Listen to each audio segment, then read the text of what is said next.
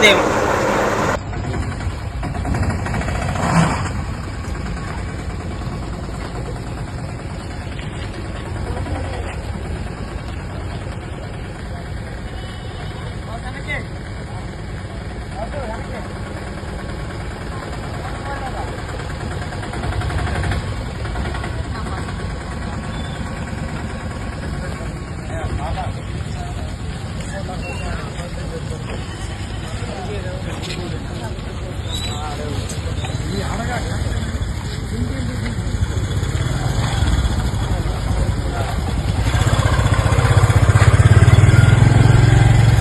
తీసుకెళ్తాం బస్ తోటి తీసుకెళ్ళి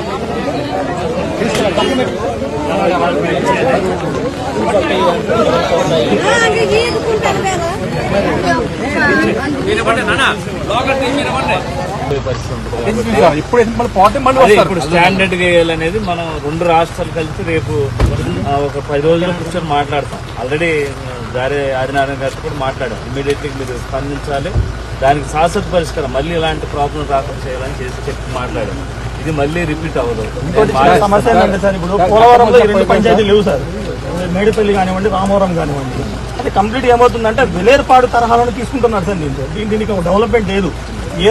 ఏ తరహాలో కూడా వేడిపల్లి రామవరం. ఇప్పుడు ఏమైందంటేనంటే పంచాయతీ ఇది ఒక్కనే కాదు, ప్రతి ముంపు మండలాలు ప్రతి గ్రామ పరిస్థితి ఇదే. ఇప్పుడు ఏం చేస్తున్నాం అంటే రేపు అసెంబ్లీ సమావేశాలు బడ్జెట్ సమావేశాలు రేపు జరిగే ఖచ్చితంగా నిర్వాసితులకు సంబంధించి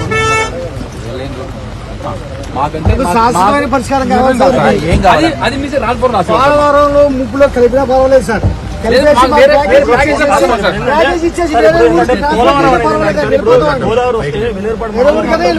జస్ట్ వాటర్ పట్టేసి వెళ్ళిపోద్ది. ఏంటంటే ప్రాణహాని చాలా ఉంది సార్. రాత్రి వరద వచ్చేసింది అనుకోండి సార్. ఇప్పుడు ఊరు వల్లకట్టైనా పర్వాలేదు సార్.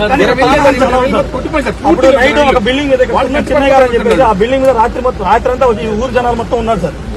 వచ్చినప్పుడు కూడా ఒకసారి ఇక్కడికి వచ్చారు ఊరు జనాలు మొత్తం దావా మీద ఉన్నాం సార్. ఉన్నారు కానీ అప్పుడు ఎమ్మెల్యే గారు కానీ ఎక్కడ కానీ ఎంత కూడా సొల్యూషన్ రాలేదు సార్. దాని తర్వాత ఏదో పరిహారం ఇస్తారు. ఇప్పుడు నేను చెప్తాను సార్, కొద్దిగా ఫీల్డ్కి వెళ్ళి చూద్దాము.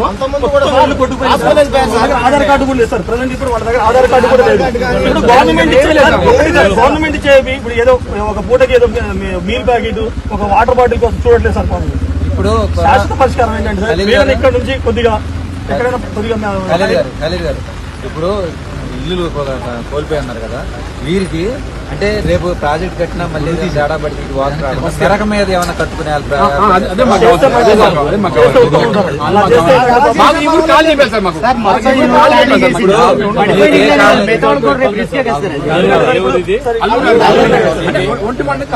మీకు ఏ కాలనీ ఇచ్చినా మెరక మీద వచ్చేలా దీని వల్ల 100 ఇల్లు యువతలు రావడానికి భయపడుతున్నాయి సార్. జనరల్గా ఏంటంటే మేము రోడ్ సైడ్ ఎందుకు వచ్చానంటేనండి, ఒకప్పుడు ఇక్కడ మెడికల్ గా ఏదో లోపల ఉండేదండి. ఈ వాగులు వచ్చేటప్పుడు ఈ జనాలకి బాగా ఇబ్బంది ఉండేదండి. ప్రాణాలు కూడా పోయే పరిస్థితి ఉందండి. మా నాన్నగారు కూడా హార్ట్ స్ట్రోక్ వచ్చినప్పుడు ఆ వాగులను తీసాలని పరిస్థితి అండి. చాలా పెద్ద సమస్యలు ఉన్నాయండి. నిజంగా చెప్పాలంటే అసలు చాలా పెద్ద సమస్య అండి. ఇప్పుడు ఇమీడియట్ గా ఇక్కడ వీళ్ళకే సొల్యూషన్ లేదు. మేము మంచిగా ప్రశాంతంగా ఉన్నాం కదా ఊళ్ళో. ఇప్పుడు ఎక్కడ వాడు ఇప్పుడు లోపల ఉన్నారండి, చెట్ల కింద పొట్ల కింద వాళ్ళు మంచిగా ఉన్నారు సంతోషంగా. కానీ యువతలు ఉన్నాడు హ్యాండ్ పంప్ వేశారండి. ఏది ఇది మన క్రిస్టియన్ ఫౌండేషన్ వాళ్ళు హ్యాండ్ పంప్ వేసి అట్లీస్ట్ అది కాకుండా ఉంటున్నారండి. కానీ గవర్నమెంట్ పరిధిలో మొన్న వైసీపీ ప్రభుత్వం సార్, ఇప్పుడు మొన్న వైసీపీ ప్రభుత్వం పైప్ లైన్ వేశారు. ఆ నీటి చుక్క తాగే పరిస్థితి లేదు సార్. ఇక్కడ ఊళ్ళో నీళ్లు పోతే వారం 10 రోజులు పోదు సార్. ఆదినారాయణ గారు అడగండి ఇక్కడ ఎలా ఉంటుందంటే సార్, మోటార్ పోతే పట్టించుకునే నాదున్నాడు సార్. ఒకటి ఇక్కడ మిల్ పార్టీ ఉంది, వాళ్ళకి ఇప్పుడు సపోర్ట్ చేస్తారు. కానీ పార్టీలు కాదు కదండి సార్, ఇక్కడ జనాలు కదా. జనాలు రోడ్ల మీద పడి వాళ్ళు ఇంత ఇబ్బందులు పడుతుంటే ఎలా సార్? ఇప్పుడు మీరు నిన్నే వచ్చింది నిన్న నుంచి అదే మాకు మా గవర్నమెంట్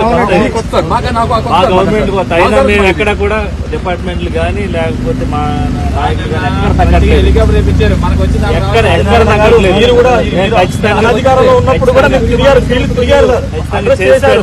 మిమ్మల్ని అడ్రస్ చేయట్లేదు సార్. మేము విన్నవించుకుంటాం. ఊరి సమస్య సార్ ఇది.